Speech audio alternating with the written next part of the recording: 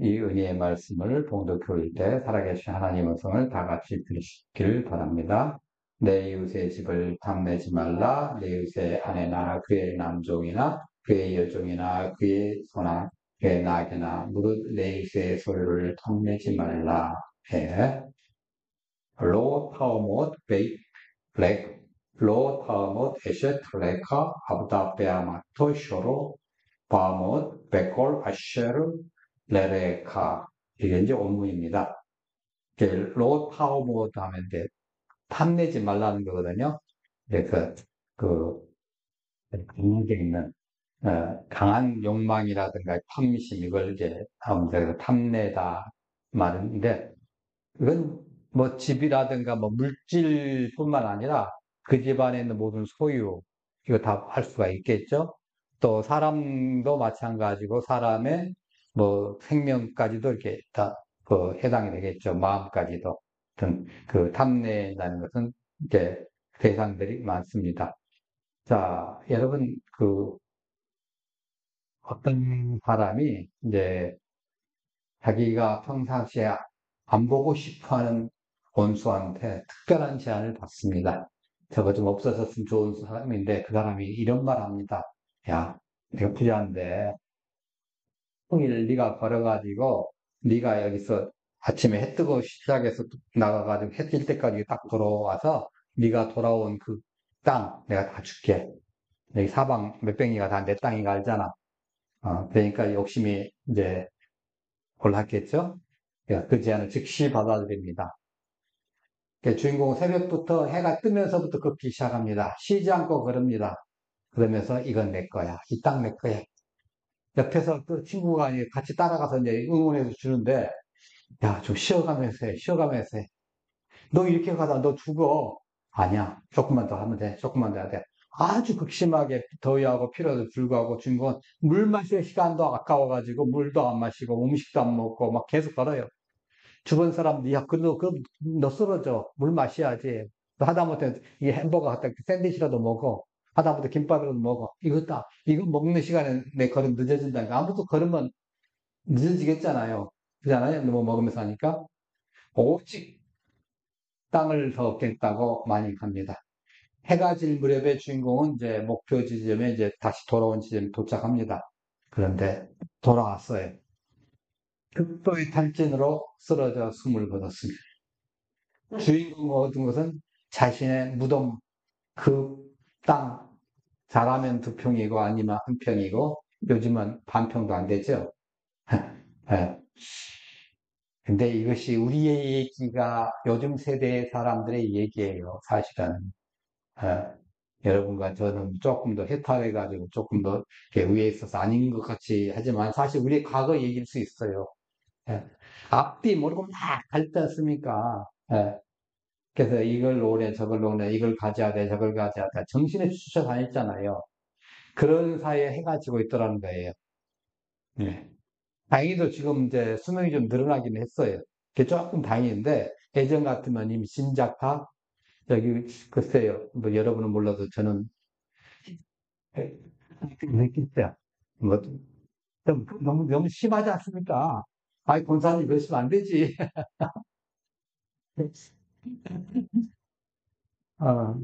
너도 하면서, 아이고, 언제 하나님 날 불러가시지 아마 그거 할 수 있어요. 예.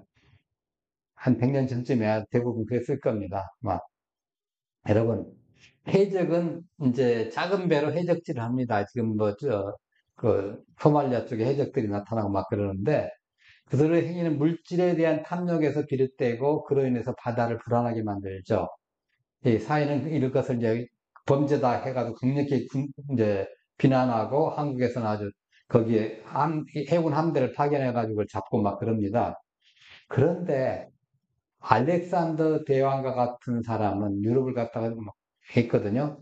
어마어마한 큰 함대를 이끌고 다른 나라를 침략합니다. 또 마찬가지잖아요. 이 역시 세계 정복이라는 탐욕에서 비롯된 거예요. 종종 위대한 업적이니 뭐 강력한 통치력을 미화되고 칭송받는데 사실은 동일한 탐욕입니다. 그 규모와 주체에 따라서 사회적 인식이 달라지는 것 뿐이죠. 그렇잖아요? 그러니까 작은 규모의 탐욕은 범죄로 취급되지만 큰 규모의 탐욕은 때로는 위대한 업적으로 포장이 된다는 거예요. 네. 우리는 흔히 남을 보고는 좀 욕심장이라는 생각을 하지만은 자신이 욕심쟁이라는 생각을 하지 않아요. 그래서 여러분 스스로 욕심쟁이라고 생각하시는 분 아닌 계시죠? 근데 욕심쟁이야. 아무도 안 계셔요. 그럼 우리 타락한 본성 속에 우리의 자신의 탐욕을 인정하지 않는 구석이 있기 때문에 그렇습니다. 예. 그래서 그 십계명에서 하나님 원하신 것이 무엇이냐? 그래서 다이델베르그는 이렇게 얘기합니다. 113문에 어느 하나에라도 어긋나는 지극히 작은 욕망이나 생각을 조금도 마음에 품지 않는 것을 하나님 원하신다는 거예요. 언제든지 우리 마음을 다하여 모든 죄를 미워하고 모든 여의를 좋아하는 것이다. 하나님 원하시는 바는 이거예요. 십계명을 다 너희가 때.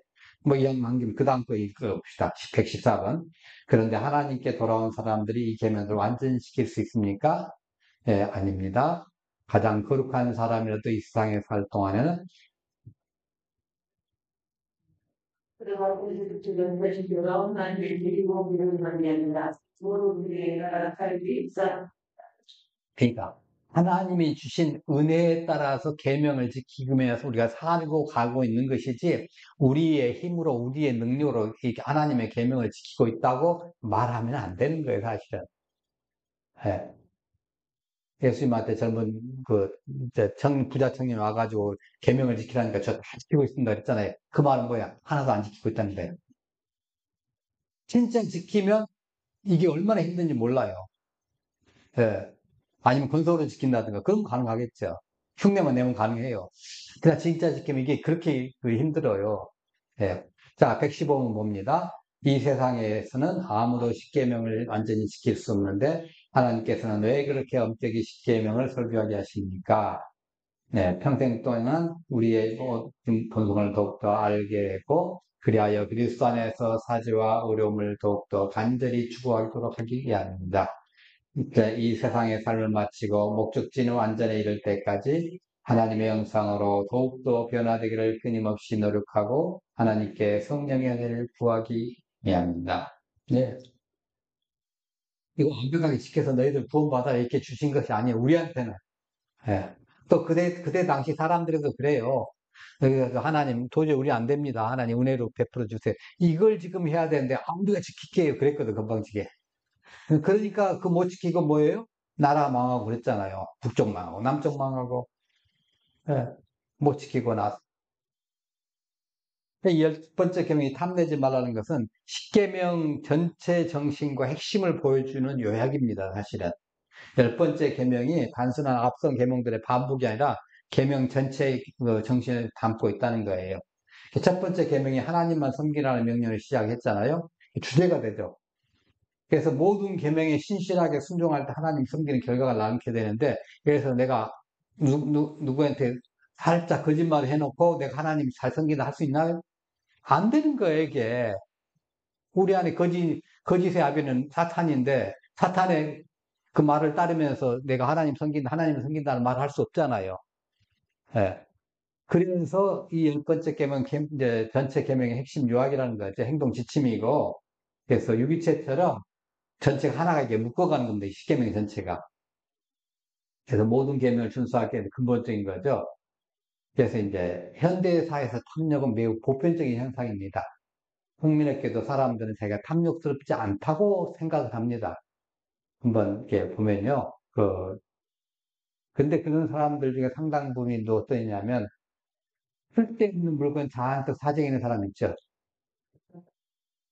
예, 뭐 자기는 그 스트레스 받으면 가서 쇼핑한다고 하고 막 저질러 놓고 나중에 보면 한 번도 열어보지 어떤 경우는 우리 집은 아니지만 여러분 집도 아니지만 우리 교인 집은 아니에요. 근데 그 드라마나 어디 보면 한 번도 열어보지도 않는 택배 상자 잔뜩 있는 그런 집도 있더라고요. 왜? 자기가 스트레스 받을 때 했다는 거예요. 주문해버렸어. 저질렀어요. 그래서 스트레스를 버린 거예요. 물론 이제 소비가 종교라는 말이 있습니다. 예, 소비 시장에서 시장 전문가가 신학자 역할하고 홍보 요원이 사제가 되고 상관의 신정이 되고 소비자는 애배자가 됩니다. 그래서 커다란 백화점에 가서 경배를 드리고 나서 보면 뭐가 저 사고 싶어 하잖아요. 예, 그렇게 만들어내는 거예요. 그 소비 종교를 만들어내는 거죠. 예. 그래서 그렇게 해서 자기가 현재 상태에서 불만을 느끼거나 아니면 이거 바꾸면 더 좋을 텐데 항상 그 갈망하게 만드는 거예요. 갈망하게. 뭔가 조금 더 낫게끔. 여러분, 지금 이 동네에도 뭐, 여러분 찬성을 하신지 찬성 안 하신지 전 잘 모르겠습니다만은 뭐, 새로운 이제 아파트를 짓겠다고 해서 많은 회사들 왔다 갔다 하고 막, 그러잖아요. 그런데 그 모델 같은데 혹시 나중에 회사가 선정되면 뭐 지금 몇 년 후가 될는지 모르겠습니다. 회사가 선정되면 그 앞저 몇 년 전에 지었던 모델과 똑같은 거 하나도 안 나옵니다. 이거 시시하다 이거야. 이렇게 안 돼. 20년, 30년 전하고 모델 똑같이 지어달라고 하는 단지 주문이 아무도 없어요. 다 다른 뭔가 하나는 바꿔줘야 돼. 그러면 이거 살아볼만 하네. 다른 동네는 없네. 하고서 그거 한다는 거예요. 물론 이제 개인 부담이 좀 있습니다만은, 예, 요즘 그것이 좀 문제죠. 탐욕적교를 탐욕을 하게끔 만들어내는 거예요. 예, 뭐 좀 좋아, 이거 해. 하고서. 근데 사람들이 대부분 그 탐욕을 인식을 못 하고요. 심각한 문제로 여기지 않는다는 거예요. 나중에 보면 아무것도 아닌데. 여러분, 우리가 쓰는 휴대폰 보세요. 여러분, 그 휴대폰의 기능 중에 몇 가지나 사용하고 계셔요. 사실은 그거 처음 나올 때, 맨 처음 신품 막 나올 때는 다 100만 원 이상짜리 다잖아요. 요즘 나온 좋은 것들 200만 원, 300만 원짜리 하지 않습니까? 그럼 한 몇 년 지나면 반값 떨어지고 또 몇 년 지나면 또 반에 반은 떨어지고 우리는 그때 사거든요. 한 몇 번 떨어지면. 그 다음 모델들 한 몇 번 나올 때. 근데 여기에 이제 그 생각을 너무한 사람, 더 새로운 것만 좋은 거 남한테 좀 내보이고 싶은 사람들은 항상 최근 거 사요. 물론 여유가 있으면 괜찮아요. 여유가 있으면 괜찮은데 여유가 없는 사람들이 그거 뭐 땡겨가지고 막 사는 사람도 혹간 있거든요. 예, 빠듯하게. 심지어는 그 나오기도 전에 예약한다고 막 몇 달 전부터 돈 내놓고 막 그런 사람들도 있더라고요. 근데 이것이 탐욕이라고 아무도 인정하지 않는다는 거예요. 예. 하여튼 십계명을 갖다 마지막에 주셨는데, 자, 그럼 여러분과 저에게 탐욕이 있어요, 없어요? 잠재해 있어요.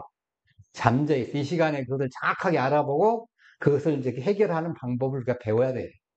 이게 지금 우리의 목적입니다. 한 시간 내에 지금 될런가는 모르겠습니다. 뭐 하여튼 딱 달려보십시다. 자, 하여튼 지금이라도 한 번이라도 내가 알고 보니까 내가 욕심쟁이구나 하는 각성을 해본 적이 있냐는 거예요. 못했다면 지금 한번 각성하셔야 돼요, 보고서. 자, 그럼 탐심이 뭐냐면 넘어서 7장 7절에 자, 우리가 무슨 말 하리요? 율법이 이제냐. 내가 제로할지 못했으니 곧 일곱이 뜻기만을 한지 아니하는 자를 우리가 당신을 알지 못했으리라. 이 사도 바울이 이 말씀을 쓸 때 자기가 얼만큼 날 때부터 베냐민 집하고 바리새인 있잖아요. 철저하게 율법 교육을 받은 사람이에요. 엄마 뱃속에부터 토라를 애운 사람이에요. 애웃기가 아니라 드는 사람이에요. 엄마 뱃속에서부터. 그런 사람이고 나자마자 아주 그냥 철저하게 키워진 거예요. 율법 속으로. 그리고 당시 최대의 그 종교 집단인 율법 학자인 가말리엘 문화에서 배웠어요. 쭉 생각해서 자기 과거를 생각해 보니까 난 죄를 지은 적이 없어. 이렇게 잡았던 사람입니다. 그런데 예수님을 만나고 나서 성경을 다시 보기 시작했어요. 성경을 다시 보는데 십계명을 통해 딱 탐내지 말라는 계명이 딱 걸리는 거예요. 아, 내가 죄인이구나. 이걸 발견한 거예요. 그리고 고백한 것이 바로 저거예요. 예, 탐욕이라는 거예요. 자기 마음에 탐욕이라는 게 딱 걸려서 나도 죄인이구나. 그래서 로마서 7장에 그 장면이 나오는 겁니다. 네. 행면에서는 외부에 볼 때는 정말 사도 바울은 대단한 사람이죠. 무마죠, 정말. 완벽합니다. 외부에서 볼 때는. 그런데 자기 마음에 걸린 거예요. 네. 자, 그럼 탐심이 뭐냐는 거죠. 이 탐심에 해당하는 게 에피티미아인데, 오늘 이 단어가 많이 나오기 때문에 제가 탐심 대신에 에피티미아라는 말로 하겠습니다. 무언가를 바라는 것을 넘었어요. 내가 뭘 하는데 굉장히 지금 이렇게 하면 잘 시간이 느리고 시간도 없고 바쁜데 이걸 해야 되고 잠자는 시간도 부족하고 그런데 어떤 기계가 하나 딱 오면 시간이 단축이 돼요. 그러면 있으면 편리게 하잖아요. 내가 대신에 다른 것도 좀 할 수 있고 그것을, 나도 저거 가졌으면 좋겠다. 이런 생각은 아무 문제가 없어요. 당연한 거죠. 근데 이걸 넘어가지고, 나 저거 어떻게 가질 거야. 근데 내가 정상적으로 돈을 번다든가 이렇게 해가지고 가진 것이 아니라 좀 비정상적인 것이 있든 어떤 상관없이 난 무조건 가질 거야. 내가 지금 뭐 내 형편도 생각하지 말고 뭐 할 거야. 이렇게 생각하는 거예요. 그러니까 인간의 내면적 갈등이라든가 이게 죄로 키우는 욕망이에요. 수단과 방법은 그렇게 저걸 차지할 거야. 이렇게 한 다음에 에피티에마가 된다는 거죠. 네. 그래서 단순한 소망을 넘어서 강한 욕망을 경계해야 되는 거예요, 우리가. 에베소 4장 시절에 금방 말했잖아. 너희의 유익을 따라 썩어져가는 구습을 좇는 옛사람을 버리고 해서 이 욕심이 에피티에마인데 이것에 의해서 타락하게 된다는 거예요. 예. 예. 여러분 또 우리가 보면 그 요한일서 2장 16절에 보면 육신의 정욕과 뭐 이렇게 안목의 정욕과 이생의 자랑이냐 했던 이 정욕이 에피티미아예요. 네. 세속적인 욕망이라는 거죠. 이건 어쨌든지 그걸 가지려고 노력을 하잖아요. 인간의 죄된 본성과 관련된 강한 내적 욕망입니다. 성경에서 이것을 경계하고 극복하라는 거예요. 오늘 탐내지 말라는 말씀은. 근데 이게 탐심이 뭐냐면 그 원천이 뭐예요? 우리의 마음이에요. 다른 사람의 마음이 아니라 내 마음이에요. 옆 사람의 행동이란 내 행동도 아니고 내 마음이에요. 그러니까 이것은 이 10번째 계명은 다른 계명에다가 추가하거나 뭐 반복하거나 하는 것이 아니라 인간의 마음 속에 있는 깊은 욕망의 문제를 딱 지적하는 거예요. 불법을 어기는 근원이 욕망이에요. 율법을 어기는, 법을 어기는 근원이 욕망이잖아요. 예. 그래서 여러분 한번 해보십시다. 여기에 우리가 이제 그 우리 교회가 하나님께서 은혜를 주셔가지고 가득 찼어요. 근데 도저히 넘쳐가지고 사람이 많이 안 되니까 시간 후에 오시는 분은 들어오실 수 없습니다 하고 문을 잠가버렸어요. 그런데 언제나 들어갈 거예요 하면서 밖에서 문을 따가지고 막 들어요. 이건 욕망이죠. 율법을 어기는 거예요. 예. 하여튼 모든 죄의 근원이 욕망에서 비롯된 거예요. 하나님을 거스르는 거, 예배를 가볍게 여기고 권위에 순종하지 않는 것. 예배는 하나님 앞에 내 목 내놓는 거거든요. 그게 예배예요. 여러분 예배한다는 말 경배한다는 말이잖아요. 우리가 엎드려 경배할 때는 상대방 장수 이렇게 딱 칼 딱 품 잡고 있는데 내 목 쳐 주시래요. 죽여주옵소서 하는 그게 예배예요. 그 마음 자세로 오셔야 돼요. 여러분들 예배할 때는. 근데 우리가 안 그러잖아요. 와가지고, 목사님, 설교 오늘 왜 저래? 행정 문제인데 목사님 탓하냐고. 물론 그럴 수도 있어요. 목사님 또 잠 못 주무셔서 헷갈릴 수도 있겠죠. 근데 항상 그런다는 문제예요. 자기가 문제 대부분 보면. 예. 회계법은 어떤 사람은 눈에 안 된다고 휴대폰이나 보고 있고, 그러면 자기는 그걸 쳐다보는 자기는 뭐냐고요. 정말 진심으로 예배에 집중한다면 옆 사람 휴대폰을 보는지 소곤소곤 하는지 뭐 눈을 감고 있는지 잠자는지 모르는 게 정상이에요. 왜? 집중하니까. 그게 정상이에요. 그잖아요? 예. 그게 예배예요. 근데 우리는 예배 뭐예요? 너무 많은 여유를 가지고 있어요. 이것이 이 욕망이에요. 예. 권위에 복종하지 않는 것도 그렇고, 물론 살인, 음욕, 물욕, 무용이고, 다 욕망에 나오는 거죠. 그래서 어떤 마음의 문제, 욕망의 문제가 바로 10번째 계명이라는 거죠. 탐욕은 과도하고 결제되지 않는 욕망을 의미한다는 거죠. 그래서 하나님과의 관계를 해치고 다른 사람에 해를 끼칠 수 있는 이런 상태가 탐욕입니다. 이 탐욕을, 이게 내가 너무 욕망이 과도하지 않나? 이렇게 된 경우 생각해 보세요. 자, 내가 이거 하는데 이거 하면 너무 욕망이 가지 않아? 그래서 노전사님이 갑자기 내가 한 1년에 10억씩 10을째 할 거야. 그러면 얼마를 벌어야 돼요? 100억 벌어야 돼요. 그 욕망이 과합니까? 몰라요. 아직 몰라요. 근데 속이가 이거 해가지고 내가 마음대로 막 뿌려서 내 마음대로 해가지고 막 쓸 거야. 근데 그 결과로 보니까 하나님과의 관계가 불편해. 그러면 욕망이에요. 잘못된 탐욕이에요. 근데 이거 해가지고 정말 뭐 성교 하나님 원하시고 기뻐하신 일들 내가 향해 쓸 거야. 하나님 기쁘신 거죠. 하나님과 관계 해치는 거 아니죠. 다른 사람 불편한 게 아니잖아요. 그거 아니라는 거야. 그건 그럴 때는 죄의 근원이 될 수 없죠. 근데 특별한 거라도 내가 탐냈을 때 하나님과 관계가 좀 불편하게 되고 다른 사람과 관계가 불편하게 된다고 하면 이건 욕망일 가능성이 높다는 거예요. 자, 그래서 이런 것이 하나가 딱 들어오면 전체 십계명을 범하는 역사가 일어납니다. 우리가 대표적인 사건으로 다윗의 간음 사건 한번 들어봅시다.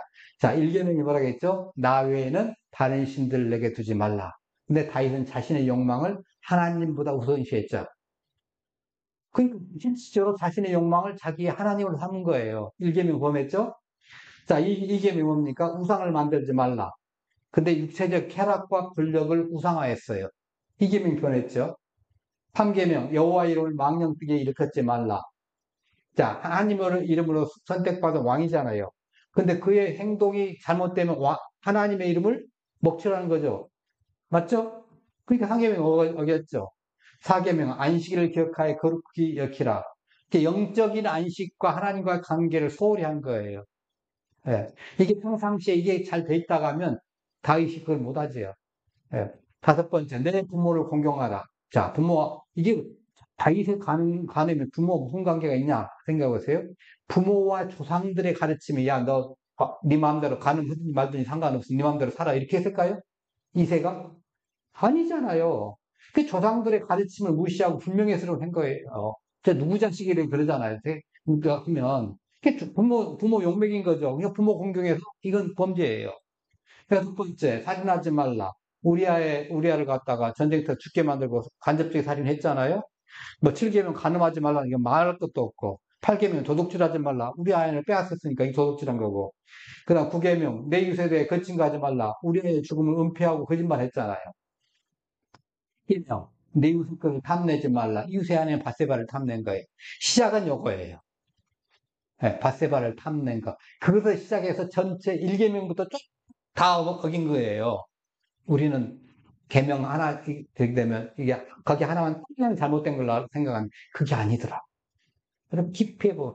사도 바울이 이 십계명을 정말 깊이 딱 묵상하는 순간에 아 나는 죄인이구나. 안 할 수 없죠. 그잖아요.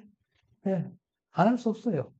그러니까 모든 그 계명에 영향을 미친 거예요. 그러니까 한 가지가 전방위적으로 하나님 법을 어기게 된다는 거죠. 자, 그렇다고 모든 그 욕망이 탐욕인 것은 아닙니다. 아까 말한 것처럼 인간의 기본적인 필요와 소망은 자연스러운 것이잖아요. 하나님, 내일 아침 일어나면 쌀이 떨어졌는데, 우리 쌀독에 쌀이 없습니다. 제가 그런 기도를 가끔가끔 아주 한 번씩 하거든요. 요즘은 아닙니다만은 예전에 그 성교지에 있거나 그럴 때는 한 번씩 했어요. 그 자연스러운 거예요. 죄가 되지 않아요. 근데 비상하게 정확하게 채워주시더라고요. 한 번도 제가 쌀이 없어가지고 먹을 것이 없어서 금식해 본 적이 없습니다. 작정을 하고 내가 금식을 할 때는 좀 있었지만은 뭐 먹을 것이 없어가지고 금식을 한다든가 뭐 그런 건 없습니다. 하나님께 채워주시더라고요. 그건 기본적인 건 하나님 채워주셔요. 사실은 그건 기도 안 해도 들어주셔요. 알아서 챙겨주셔요. 먹고 싶다, 입고 싶다, 자고 싶다, 뭐 하고 싶다, 되고 싶다, 이거 싶다. 이거 기본적인 소망들이 모두 다 탐욕이 되는 게 아니에요. 이런 욕망들이 하나님과의 관계를 해치거나 사람들에 해를 끼치느냐, 이게 이제 평가 기준이에요. 우리의 탐욕이 되느냐, 안 되느냐는 우리의 욕망이 기본적으로 다 있는데 모든 욕망이 다 탐욕이 된다면 우리는 뭐가 돼야 돼요? 그냥 가만히 누워서 죽어야지, 뭐. 예. 근데 그렇게 만들어 놓지는 않았거든요. 기본적인 욕망은 정당인 거예요. 그러니까 우리의 욕망을 어떻게 조절하고 사용하는가에 따라 다른 거예요. 지나친 욕망이 문제라는 거죠. 그러니까 다른 사람에게 속한 것을 가지고 싶어 하는 압도적인 욕망이 탐욕이에요. 그러니까 하나님께서 금지한 선을 넘는 거죠.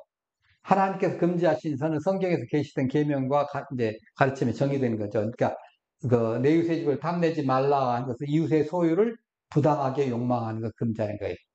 자기 집에 있는 자기 부인과 얼마든지 기쁨을 누리고 부부 생활을 잘 할 수 있어요. 근데 왜 이웃집을 넣어보냐고. 그게 문제. 선을 넘는 게 문제예요. 자기 집에 있는 거 가지고 하면 되는데 왜 남의 집 것까지 챙기는 거냐고요. 하나님의 법과 뜻을 어기는 것이 바로 탐욕이에요. 그래서 이런 것들 가지고 물건이라든가 뭐 인간의 문제라든가 성적 욕망이라든가 이런 전부 거기에 해당됩니다. 그래서 탐욕은 하나님께서 주신 불만과 이웃의 소유에 대한 시기로 나타나는 겁니다. 자족하지 못합니다. 이거 나 지금 맘 두고 갈 수 없어. 더 가져야 돼. 이건 이제 좋은 의미라서 내가 뭐 1등급을 가렸잖아요. 우리나라가 뭐 세계 이제 월드컵에서 4강까지 올라갈 때 뭐 몇 번, 한두 번 이길 게 그 뭐예요? 나는 여전히 배고프다. 그래도 마지막에 4강까지 올라갔잖아요. 그거 뭐예요? 아, 그 정도 되면 16강 들어간 것만 우리 대단했는데, 그때 당시에. 4강까지 올라갈 때, 히딩크는 난 배부르지 않다, 난 배고프다 그랬거든요. 이건 뭐예요? 만족하지 않다는 소리인데, 이게 탐욕이냐는 거예요. 탐욕은 아니라는 거예요. 네. 근데 이 일에, 만약에 히딩크가 내가 우리와 싸우는 그 상대 선수들이 뭐 다치거나 뭐 하거나 아니면 뭐 강제로 해가지고 잘못돼가지고 그 사람들 해고 우리가 이기도록 그렇게 작전을 짜가지고 뭐 했다든가 그러면 이게 잘못된 거죠. 예. 자, 하여튼 간에 하나님께서 다른 사람이 주신 것에 대해서 불만을 가진 상태가 탐욕이에요. 내가 가진 거 가지고 자족하지 못하고. 예. 그러니까 이런 마음가짐은 이웃과의 관계를 해칩니다. 다시는 내면의 평화를 깨뜨릴 수 있습니다. 하나님께 주신 것에 대해 감사하고 자족하는 마음을 가진 게 중요하겠죠. 탐욕의 단계가 있다고 합니다. 탐욕이 일어나는 네 단계. 1단계는 그 탐욕이 일어나는 단계인데요. 맨 처음에 이제 그게 일어나죠. 아, 저거 있었으면 좋겠네. 근데 그것을 뭐예요? 저걸 어떻든지 내가 챙겨야 되겠다. 생각하겠죠? 그래서 한번 그 생각이 일어났지만은, 겉보기 같은 말, 그때는 내가 정신이 돌아서 그랬을 수 있지만, 내가 남의 걸 어떻게 챙겨? 할 수가 이제 빠지는데, 조금 더 발전된 뭐예요? 탐욕을 품습니다. 어찌든 생길 거예요. 세 번째는 탐욕을 이루기 위해서 계획을 합니다. 계획을 해가지고 어떻게 하죠? 그건 여러분들이 나중에 시간 나는 대로, 다윗과 밧세바의 관계에서도 시간적인 걸 한번 해보세요. 네 번째, 탐욕을 이루는 행동하는 단계예요. 천주교와 개신교의 여기서 차이가 있어요. 네, 욕망과 탐욕에 대한 이해의 차이가 존재합니다. 천주교에서 욕망의 첫 단계는 죄가 아니다고 얘기하고, 우리 개신교에서는 욕망이 시작되는 순간부터 이미 죄로 간주한다는 거죠.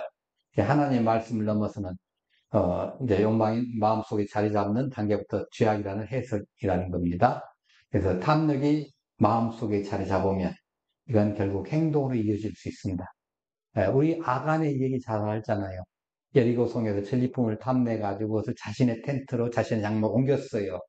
이거 마음속의 탐욕이 어떻게 그렇게 됩니까? 마음속부터 시작하니까. 네. 그래서 마음의 속에 머물지 않고 탐욕이 행동으로 쭉 드러나게 되어 있습니다. 여러분, 우리 배우자가 같이 사는 사람이 이제 다른 사람에게 빠져 있거나 도박에 빠져 있거나 마약에 빠져 있거나 뭐 주식에 빠져 있거나 코인 등에 빠져 있거나 이게 정상적인 게 아니라 푹 빠져가지고 제정신 못 드는 거예요. 이제 네. 그 태도와 행동이 변해요. 그러면 배우자니까 그것만 봐도 뭐가 이거 깊이 빠진 것 같은데 알 수 있죠. 예. 가정생활에 큰 영향을 미칠 겁니다.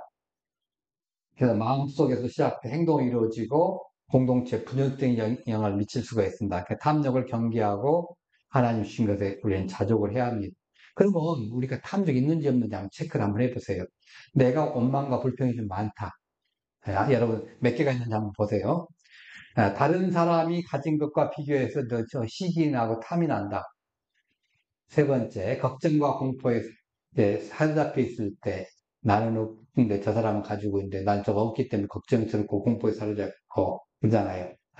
그 다음에 물질에 집착할 때, 그리고 하나님 주신 것을 움켜쥐고 인색할 때, 이건 하나님 주신 건데, 우리 모든 거 다 하나님 주신 거잖아요. 이거 움켜쥐고 내 것처럼 인색하는 거예요.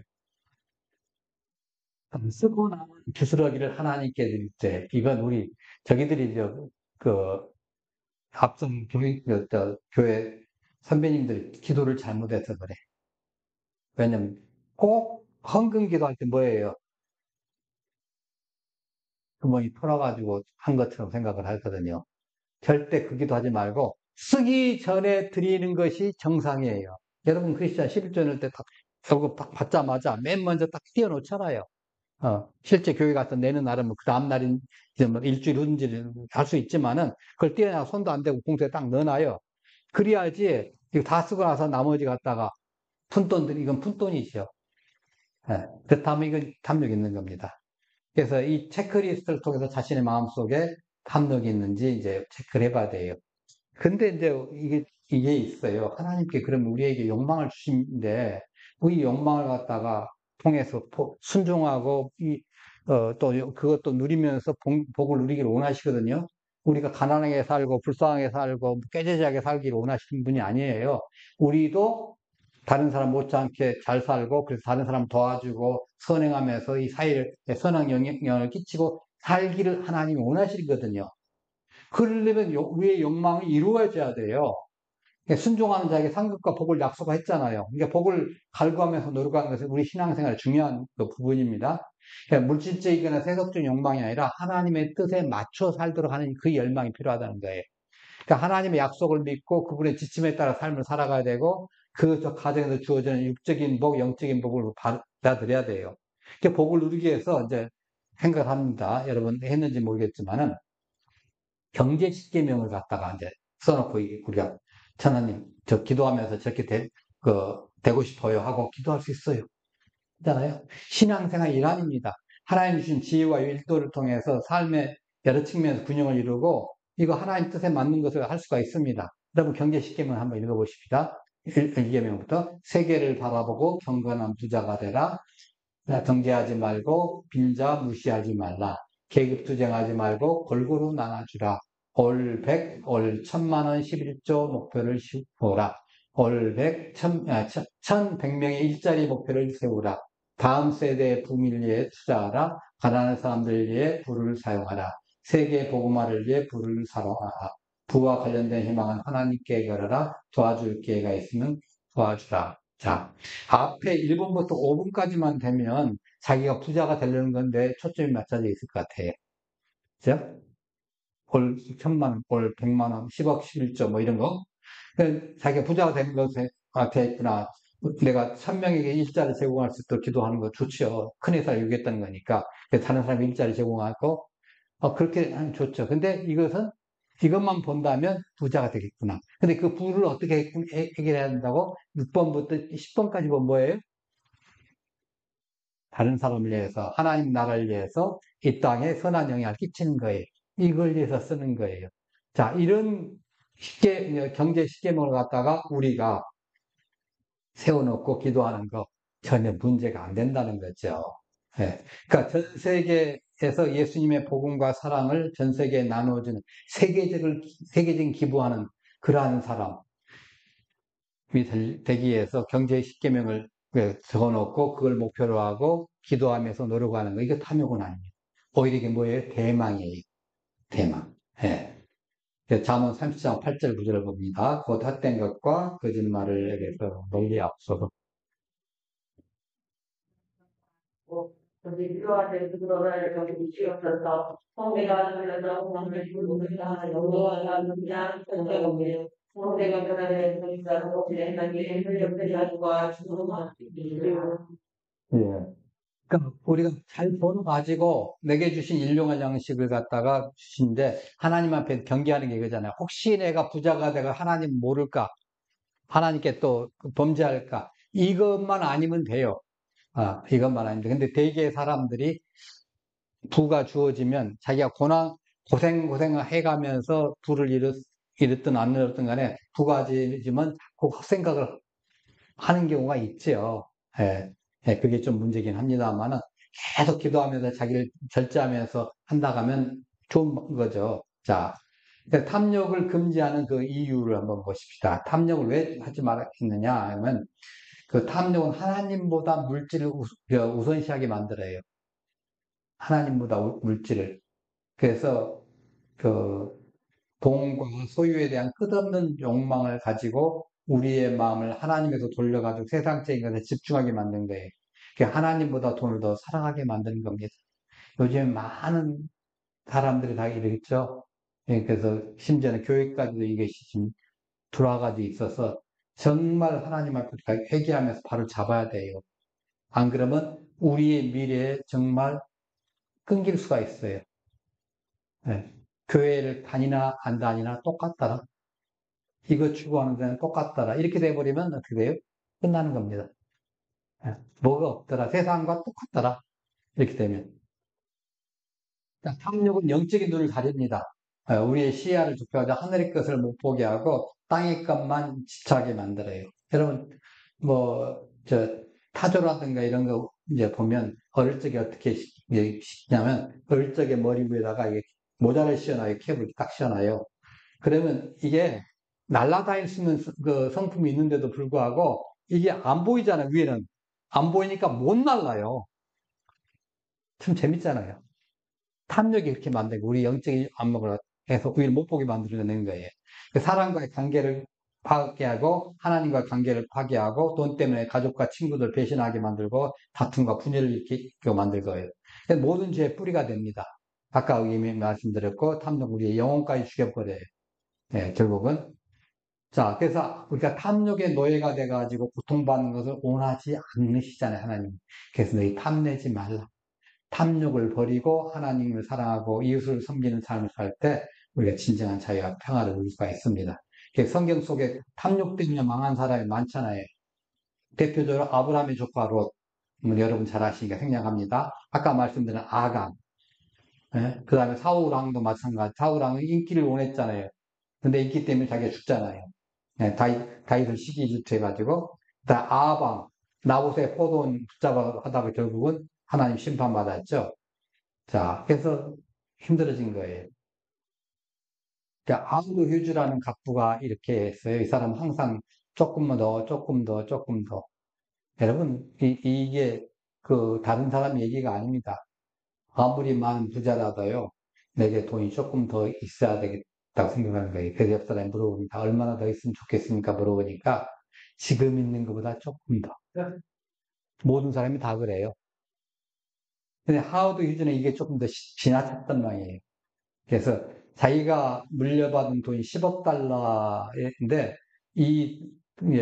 돈더미로 이걸 갖다가 돈더미로 만들어가지고 묶어놨어요. 더 많은 명성을 원해가지고 헐리우드 진출해가지고 유명한 영화 제작사도 됐고 수사도 됐고 육감적 쾌락을 원해가지고 거육을 들여가지고 육체적인 향락을 했고 또 스릴을 원해서 세계적인 향 빠른 비행기를 갖다가 만들어서 조종까지 했고 더 많은 권력을 원해서 정치가들과 야합하고 심지어 미국 대통령 2명이나 들었다 놨다 했어요. 그러니까 조금 더 조그만 것이 그 사람의 인생 목표였습니다. 더 얻으면 만족할 줄 알았거든요. 사실은 정반대. 그 사람 바짝 만났습니다. 혈색이 사라지고 가슴이 두꺼지고 손가락이 솔개 발바닥처럼 변했고 이빨은 썩고 검은색으로 변색됐어요.